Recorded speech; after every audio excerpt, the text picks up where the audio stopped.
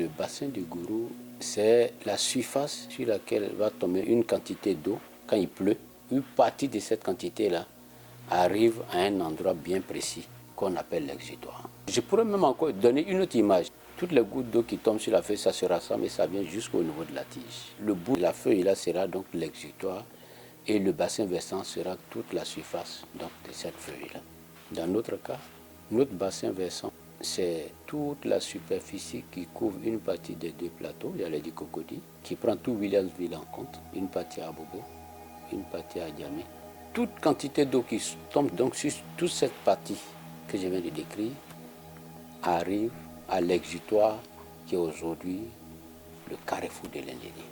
Donc ça c'était un peu pour décrire le bassin versant. Alors, plusieurs mesures sont en cours. J'allais dire même qui ont été prises.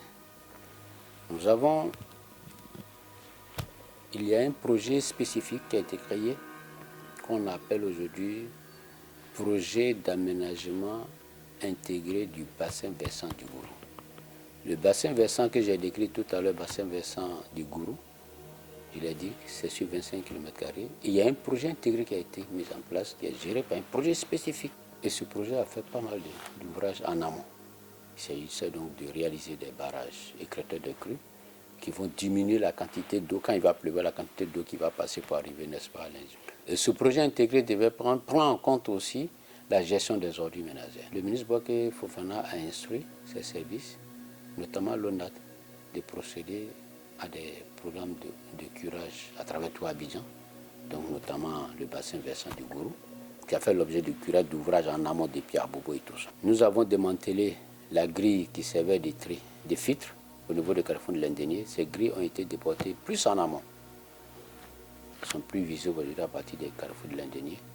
Et un personnel permanent est là-bas. Après chaque épisode de pluie, il y a un entretien courant de ces grilles-là pour empêcher tout élément flottant, surtout les ordures, d'arriver, n'est-ce pas, au carrefour de l'Indénier. Donc toutes les ordures que nous constatons aujourd'hui au carrefour de l'Indénier ne proviennent plus du bassin versant du Gourou, parce qu'il y a des grilles qui sont disposées en amont qui empêchent tout élément flottant d'arriver là.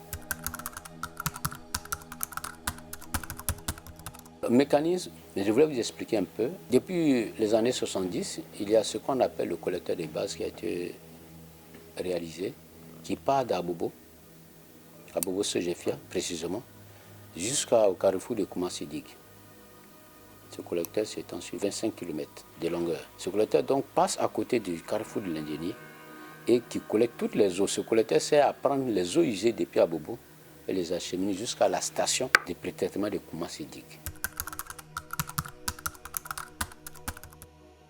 Le premier message auquel je pense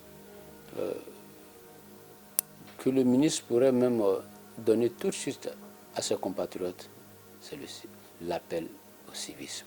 Les ordures que nous retrouvons là ne proviennent que de l'action de l'être humain. Oui, j'ai surpris 2 jeunes qui se chamaient parce que l'autre avait laissé quelque chose tomber dans le caniveau où ils achetaient du garba. Et l'autre lui a dit non, il faut ramasser.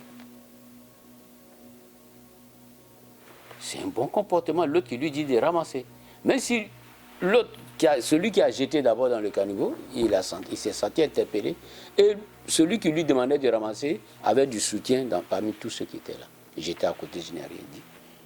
Et après, je suis venu, je me suis approché de celui qui avait jeté. J'ai décliné mon identité, dit qui je suis, et puis lui dit qu'il doit servir d'exemple aux jeunes générations. Donc voilà un peu l'appel au civisme de nos compatriotes. L'État fait ce qui est à faire pour mettre les Ivoiriens dans un très bon cadre de vie, un milieu sain et convenable.